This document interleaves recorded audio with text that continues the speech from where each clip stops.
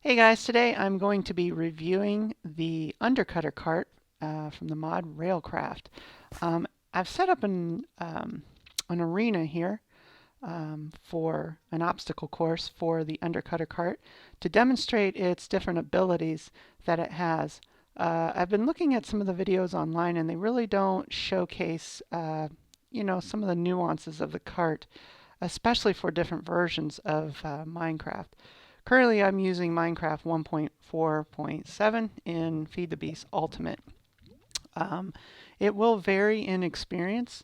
I've also used this cart in 1.6.4, and I'm going to explain some of the differences between versions as I go, just so you know if you're trying it in a different version, you'll know that there are differences. Okay, so what I've got here is different materials that the Undercutter Cart will try to remove. And if you're unfamiliar with what the cart does, let's just say you are setting up a really big rail system and you have used, say, the Railcraft bore to bore tunnels, really long ones, or you've just put up tons of old track that you ganked from tunnels down in the ground from mine shafts, and you have all this really crappy track down and you want to replace it with really good track, say high speed track or reinforced track, whatever. You're going to be able to do that with a track relayer. But the Undercutter Cart will replace the materials that's underneath that crappy track before you replace it. So my name is MysteryDump, and today I'm going to show you how to do that. So here we go. By clicking on the Undercutter Cart, you'll be brought to its GUI interface, and in here it's got some options to do. So what I want to do is first start with the material that I want to go directly underneath the track. And I want to put obsidian underneath my track. So I'm going to put in one piece there. And it doesn't really take it from the stack, so you don't have to worry about that. But I want to put obsidian under there, and then I'm going to stock it with 64 pieces. So now if I go ahead and try to do this where I push the cart off, notice it did not replace anything. That is because I need to put a pattern in. So let's put the cart back over there on the pad. Now, here's something that's different in the versions ahead. In the 1.6.4 version, you would not have needed any pattern in there. It would have just gone ahead and blankly replaced anything underneath. But in the older version, like 1.47, this is why I'm showing this version, it will not replace it unless you put in a pattern. So let's put in a pattern. You'll notice, watch, when I put this in, see, a piece of dirt was just kicked out, and you see down below the cart, it is now a piece of obsidian. So if I eject the cart going forward, it's going to replace everything underneath it with a piece of beautiful obsidian. And a good reason to use obsidian underneath your reinforced tracks is because it cannot be washed away with water. That's a really good reason. And it's just stronger from explosions, different environmental catastrophes. It just holds up better. And you've got a lot invested in your rails. So I always put obsidian underneath mine. Now you can also put crushed obsidian in there. Okay, so let's go ahead and put the cart back. And I'm going to put this back on the cart. Whoops, gotta hit the switch there. And I'll show you some other things here. Okay, so let's lock the cart back down. Now, let's see what happens if we go ahead and put something in the sides. I'm going to put crushed obsidian on the sides. So I'm going to put my pattern, or I'm telling it I want crushed obsidians on the sides. I'm putting some stock in, and I'm going to have to tell it to replace dirt. See? It just replaced the dirts on the sides of the cart. Notice that the lever is still in place and it did not affect that. I'm going to show you some other things it can do later over here, where it will, replace different things. We've got different wiring, different heights, different materials it will go over. Well, let's see how all this affects everything. Okay, so we know that if I let this go, it's going to replace everything going forward. So let's go ahead and give that a click. Cool.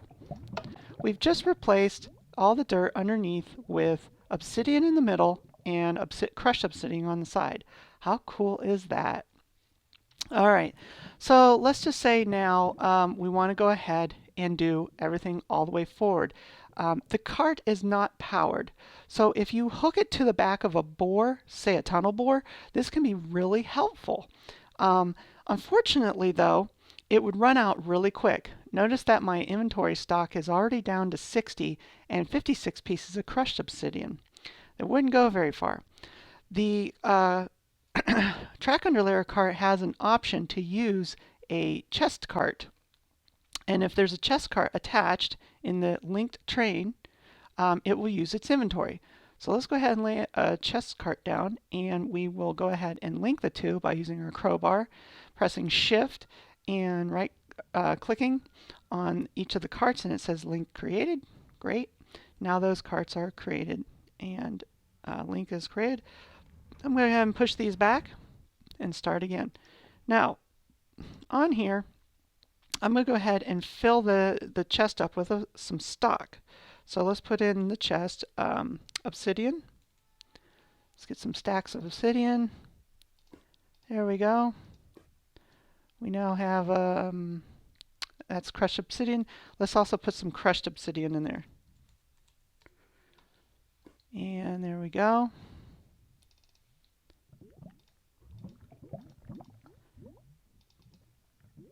Okay, I'll separate these down so it's easier for us to see.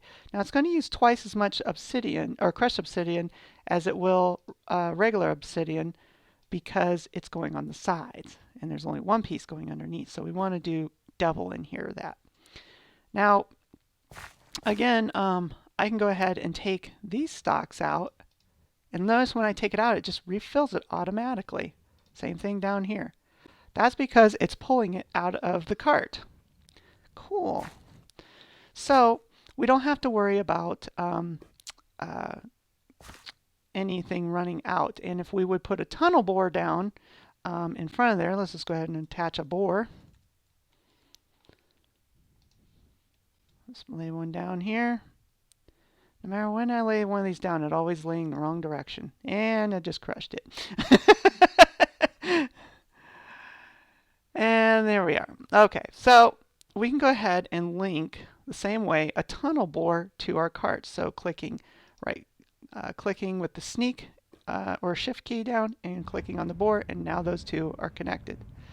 So we could go ahead and start our bore up going forward, and it would go ahead and bore a hole in the wall or in a mountainside, and it would be laying a nice crushed obsidian and obsidian underneath.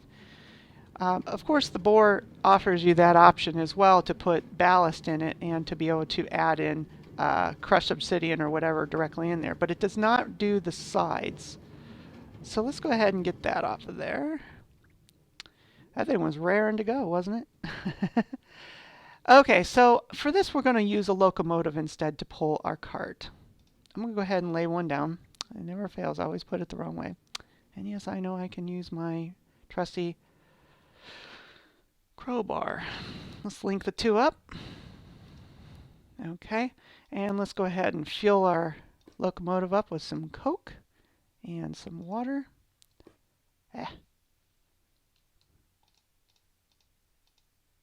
There we go.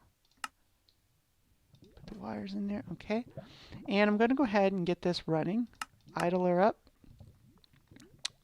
And you'll notice that locomotives go very slow, even on the fastest setting, when you're pulling an undercutter cart. I mean, let's face it, those things are doing some serious, work underneath there. Don't expect like lightning speed, guys. Maybe with multiple locomotives. I haven't tried that out, but that's the thing. So let's go ahead and start doing some undercutting.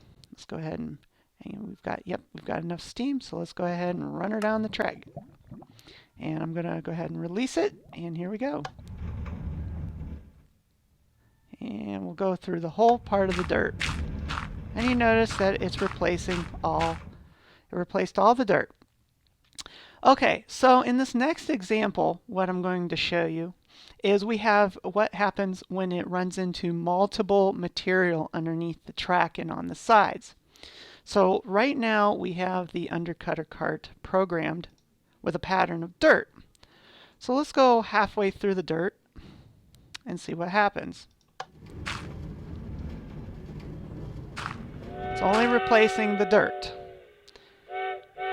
Okay, so it only replaced the dirt, and we still have these sandstone blocks that are still there.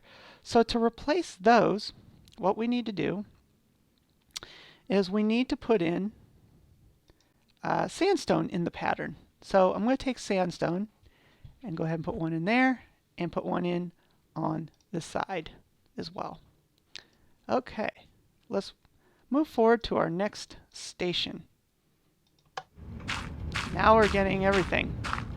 Yeah. Now, if you have like more than two patterns, this is the only problem. If you have more than two things underneath, you're going to need to run your train up and down the line a few times. Okay, so over here we just have what appears to be sandstone, but actually some of them are mixed with sandstone slabs. So let's see what happens when we run across sandstone and sandstone slabs. Okay, notice that it only replaced the sandstone. The ones that are called slabs are still there. And it also did not get this sandstone piece on the corner in a turn. That is something that it just doesn't do. They don't do the corner. So you'll still have to go back and do like turns and different things like that.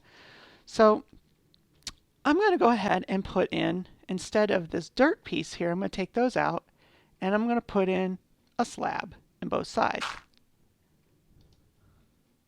Now we've got sandstone slabs in there. Let's see what happens. Yep. We've got the sandstone slabs. They're now done, but we still have these corner pieces that it didn't get.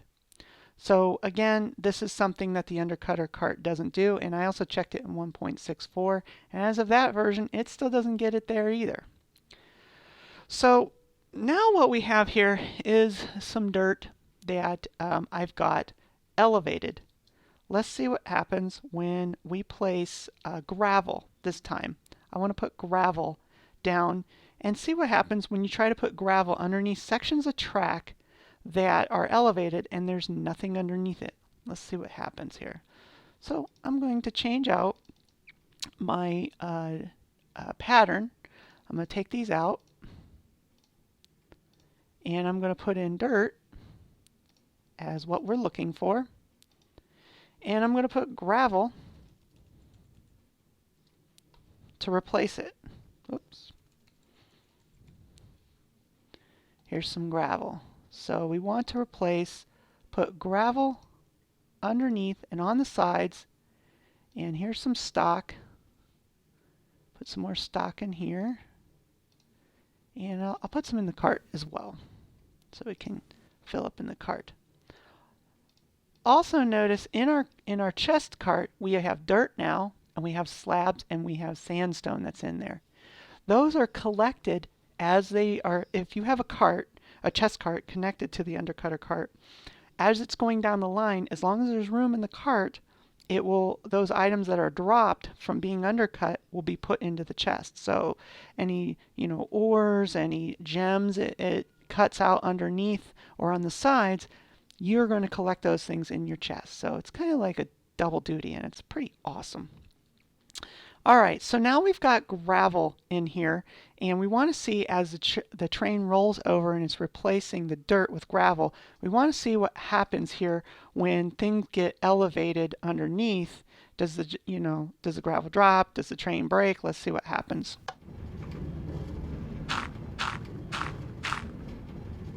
Okay, notice it did not replace it. It did not replace these pieces that are elevated.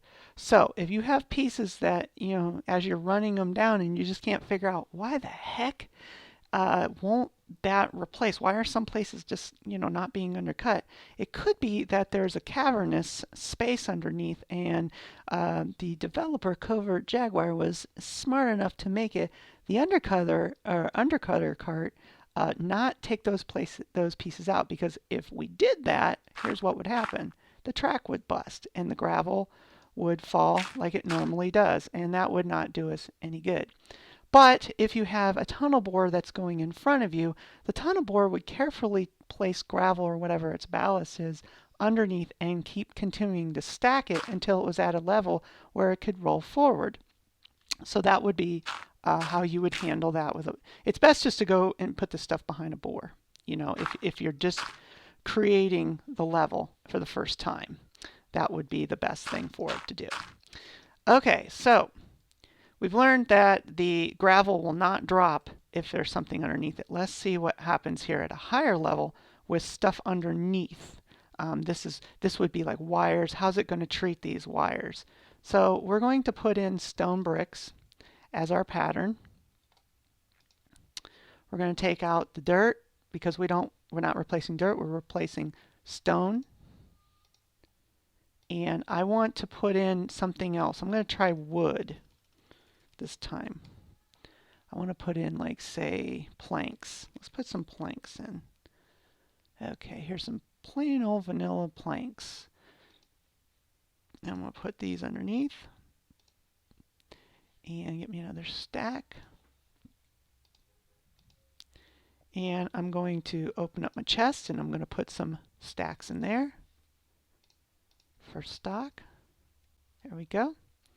And now, when this thing rolls forward, we want to see how we already know that underneath it won't replace if there's an empty cavernous space, but will it do it? That happened when it was, that happened when it was material that would fall. How's it going to treat material that doesn't fall? And how does it treat it when it's putting wood planks or something underneath that has wires under it? In fact, I'm going to take this first piece off right here and see what happens here. Okay, here we go.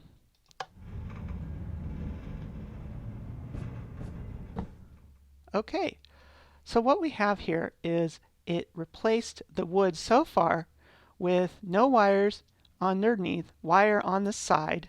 It's elevated and there's no space underneath. So we know that as long as it's a material that doesn't fall, it will replace it. So let's go ahead and go to the next section. Pretty cool. Look at that. It's awesome. And all our wiring is in place, so no need to fret if you've got machinery or redstone stuff underneath. It can just totally reskin your Railcraft world. So let's now see what happens when there's dangerous materials or liquids underneath. We already know that that it won't drop gravel if there's a cavernous spot.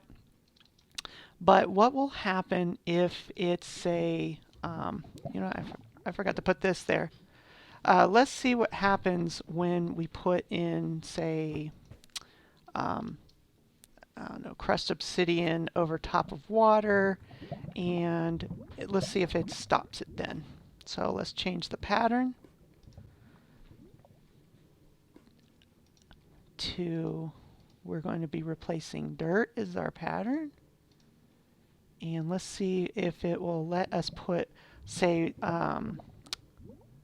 let's put some gravel in there. Okay, and it's sucking the gravel from the chest.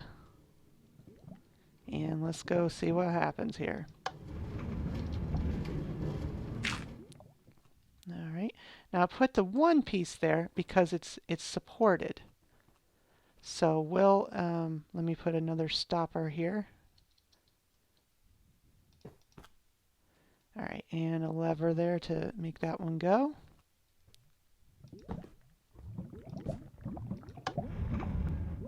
Okay, and it did not replace the dirt underneath the wire because again, it's gravel and it will fall.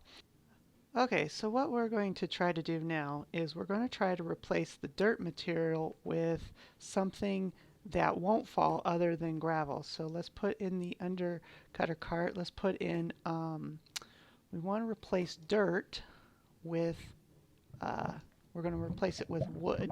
So I've already got the wood stock in there. So let's put the dirt in there and on the sides. So notice there's nothing on the sides, but it did replace the dirt block there with a piece of wood, and it's suspended and stays perfectly in place. And let's see what happens when we put that over, oops, this one here, over top. And notice it did replace it. Now, of course, that's lava and it's going to eventually burn that down. So you'll want to use a material other than wood over top lavas for obvious reasons. But in any second now, you will see that that will ignite. And we also see that it did not place any blocks on the side. You have to have something there for the side to be reskinned with whatever the new block is going to be. So that is my demonstration of the Undercutter Cart from Railcraft. And if you enjoyed the video, first of all, thank Covert Jaguar for Railcraft.